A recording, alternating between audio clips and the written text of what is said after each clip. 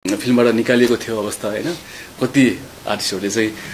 पलसँग काम नगरौँ भन्नुहुन्थ्यो अरे हैन लड्ने बित्तिकै किन यसरी पछाडी पार्छन् होला मान्छेहरुले किन यसरी खेतो खान्छ होला सोच्थे मैले त्यस्तो अवस्थामा भनौं न फिल्मबाट निकालिएको थियो अवस्था हैन अनि हैन नगरौँ भनेर कति आर्टिस्टहरुले चाहिँ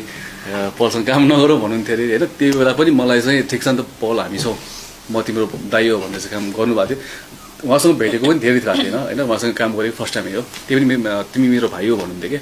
र त्यो देख्दाखेरि चाहिँ उहाँको त्यो विश्वासलाई चाहिँ मैले चाहिँ अझै खतरा गर्नुपर्छ देखाउनुपर्छ सबैलाई सारा संसारलाई देखाएर मैले चाहिँ त्यो माया पाउनु छ भनेर चाहिँ काम गरेँ एभ्री टाइम हुन्थ्यो नि पीडा त